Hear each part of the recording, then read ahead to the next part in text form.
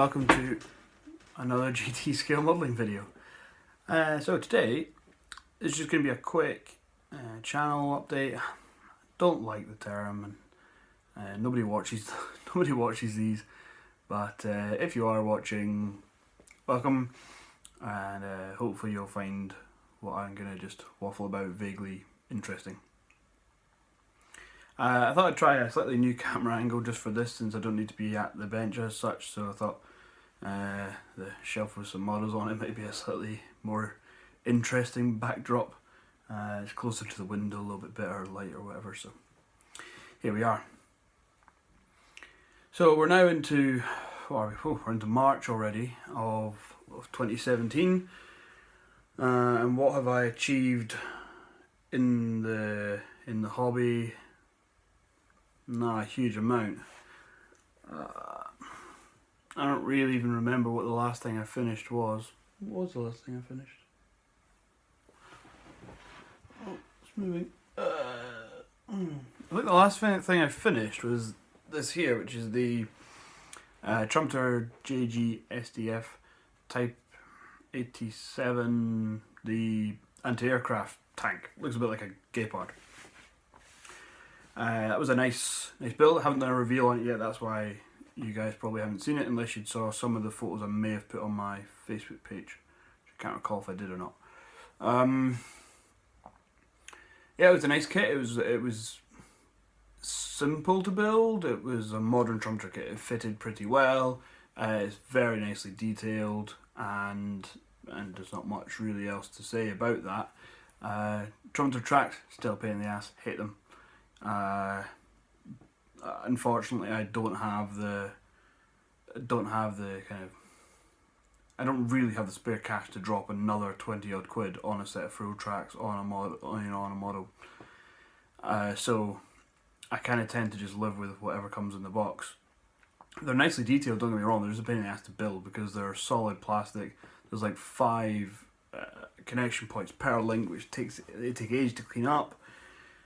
I still haven't quite managed to figure out how to kind of glue them together such that they remain flexible enough, but they're not going to fall apart, that you could wrap them around the wheels. So I tend to build them in little solid chunks, let it set, measure up how many links I need and stuff. So we got there in the end. It's maybe not the neatest track job around some of the, around the sprocket and the idler, but it's okay, and it looks okay. I used the Mr. Hobby colours on that for the first time. I think they are the lacquer ones I had, because they're the ones that come in the JGSDF set. Now I have the Tamiya colours for them, but I've always believed they're way off. Now I don't strive for accuracy. However, if something looks blatantly wrong, and there is an alternative that's within my realms to do, be it modify it myself, get the right paint or whatever, I'll try to do it, because I do want it to look at least semi like what the real thing is supposed to be. It's a scale model of a real thing in the end. So the Mr. Colour set was really good. Yeah, I was very, very pleased with how that worked. Other than the fact that the pots are tiny, I paid £8 I think for that set of 3 colours, and they're only 10mm pots, and even with thinning, I used all of the green on that one tank. So yeah, maybe not the most financially sensible thing, but the colour is very good. Unfortunately, unless it has a different name and number, it seems to have a different name and number if you want to buy that shade on its own, although I assume it must be available in the Mr. Colour range as an individual paint, albeit with a different name and number compared to what it is in the set. Anyway, so I do still have some JG SDF vehicles, so I will need to get a hold of them again. And considering the pots are only £2 each or something, to pay £8 for a set of 3, I know that something doesn't work out right there, but the result was very good. So that was that. I will take some good for me. I will take some proper photographs of it, and I will do a kind of an official reveal video for that. Maybe even today after this one actually, and then I'll try and get that up sometime soon. because I'd like to show off, and I'm pleased with it. So, what else have I been working on? So then I had started the, where's the box? Box is there. The Hobby Boss STRV 122, which is the Swedish domestically variant of the Leopard 2 for the Pricks of Plastic Leopard group build, which finishes at the end of April, I believe. So if you do want to join in, still time. It's more or less, let's turn around because it's behind me here. So paint wise, it's done. The wheels are on, the side skirts are just tacked on for now, so I could do the initial dust layer, although I realised that actually I did the initial dust layer and didn't have the wheels on, so I'm going to have to go and just do that again to cover the wheels and things. Nice kit. I already built the base Leopard 2 when I did the German Leopard 2, which is one of these ones here, that one I think. Yeah, that one. However, there's obviously some differences around the turret and things on this version. So I'm really pleased. I don't know if you'll see this. You may have to, unfortunately, I'm sorry, you may have to wait until I kind of eventually finish it and get a review of it, some pictures. But the 3-tone splinter camo turned out really well. I'm very, very happy with that. Having never done solid masking on a tank before, I'm going to put this down before I drop it. So having never done solid masking on a tank before, I always freehand the camo. That was quite an adventure. So I didn't use a mask set or anything, just Tamiya tape and masked it up myself. So I'm very pleased with how that came out. What's left on that is just what I would term environmental weathering. I put a layer of dust down, but there's still some bit of pigment work and stuff to do on that. I'm not 100% how I'm going to do it.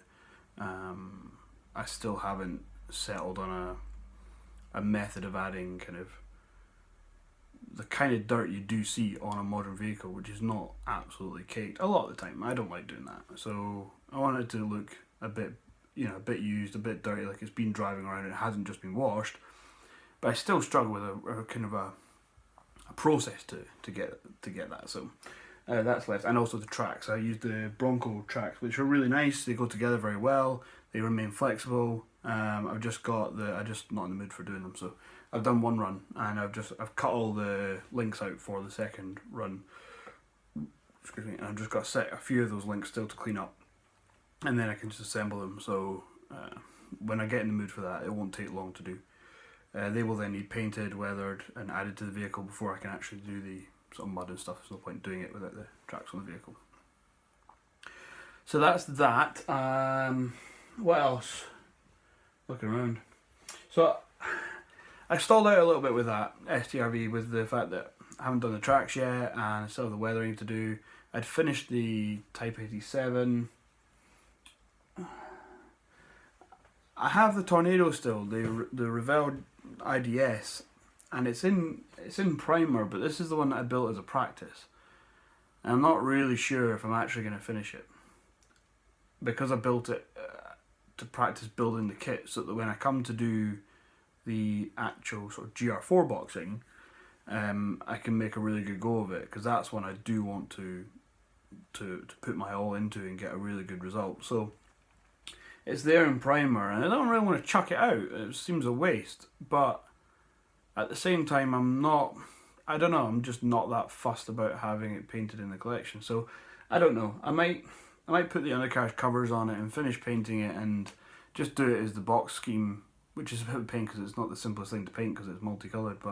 And I don't think you only get this anniversary scheme markings in that box. You don't get normal, like a normal German squadron markings that I could just paint it grey, stick the markings on it, maybe not even really do a huge amount of weathering and stuff, and just have a neat kit there that's not uber realistic in terms of weathering and all that kind of stuff, and just have it, and just, I don't know, with its wheels up somewhere. I don't know, might hang it from the ceiling even or something. But so for now it's staying as it is. I did want to do a plane again though, but I class myself as a competent and confident modeler, but I know my own limits, and I know what I'm good at. So I'm looking over here because I'm looking at a box. I know what I'm good at, and I know areas I struggle in. And as a result, I have some kits in the stash that I really, really want to build. Like, I really want them. I really want them to be finished on a shelf because I know they will look good. But I'm not confident that I can build them, obviously, but I'm not that confident I can get the finish that I really think these kits deserve. And there's two in particular, three, maybe even four actually, really, that I'm talking about. And that's the Hobby Boss F14 Super Tomcat in 48 scale, the Edward Limited Edition Rockin' Rhino F4 Phantom, the Revell Tornado GR4, which I know I can build that kit fine because it built up absolutely fine. There was no issues with the build. And that's why I did the practice one, because they're not hugely expensive kits, but they're very nice. However, I am going to add a few little details to this one that are not in there. I've got some resin wing seals that are just a bit more detailed than the plastic ones in the kit, and I've got some resin Paveway 4 bombs to go on it, and I might get some resin seats, but then you kind of end up in, oh well, you might as well get resin cockpits. I don't know yet. I'll get some resin seats for sure, because plastic seats, even on these, are a little bit kind of basic and stuff. And the other one is the Edward Harrier GR7/9. Now I know that kit again is a relatively simple kit because it's the old Hasegawa boxing, which is also the one that was reboxed by Revell and stuff, so it's quite a simple. Harriers are also simple to build because they're not complex aircraft. But I have some of the nice Edward resin targeting pod things and the single piece resin exhausts, and the kit has some of its own resin, it being a limited edition kit and stuff, so it's a slightly more advanced build. But again, it's the painting side of it, because the modern late version Harriers were like 3 or 4 different shades of grey in various places, so it's going to be a bit of a fun kind of masking job to do that and get that, and they were never very clean. They were quite grubby aircraft actually, so to get that look is going to be pushing my limits. So they're ones I want to do, but I'm scared of to an extent.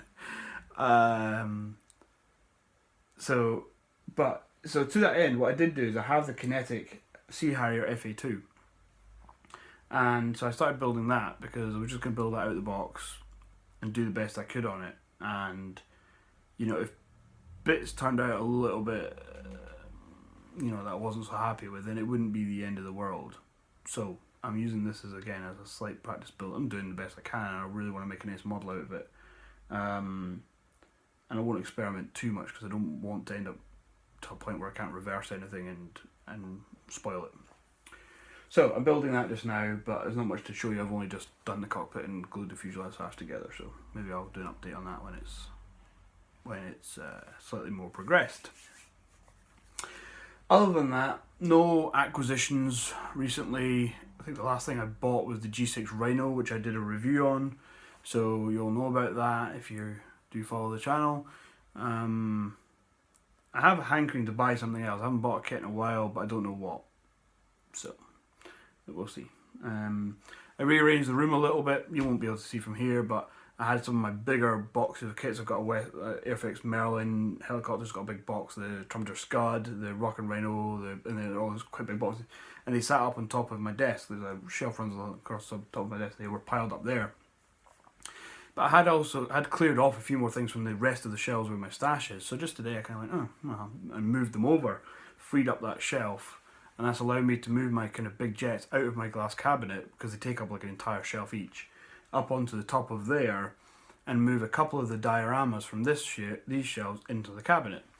And what that has done is freed up some shelf space on here, which is really good, because I was at the point of going, I've got no space for completed kits in here, which is a bit of a problem when you build kits. They've got to go somewhere when they're finished. So that's quite good, so I've got a bit of space. But in other news, I will be getting a new desk soon. So I'll just quickly show you. So this is my current setup. It's just an IKEA computer desk. It's got some useful shelves and stuff here. and that's the bit I kind of work at. And then next to it there's a smaller table, which is where I do my painting, and then a set of drawers with just stuff in it. So this is all being replaced. So from that wall there, so from that end wall all the way along to where the edge of the bookshelf is here, which is 2 meters something, is a worktop going in, with various shelves. So there's going to be shelves up the very side of here, and then there'll be like an open area which allows me the full use of the depth of the desk, because the shelving will sit on top of the desk, taking up some surface area. There'll be another set of vertical shelves. It will have shelves like these built in, with the small ones for the paints, but taller, so I can remove some of my paints from the drawers and things they're currently in. And then that will be my painting area in front of there. And then at the end here will be another tall bit which moves up, which has shelves for thinners and things like that, some slightly deeper shelves. And then underneath there will be shelving, kind of similar to this, either side of the area I sit at. And this will sit under it, so the worktop will come across the top of here. So these will stay, and they'll be useful.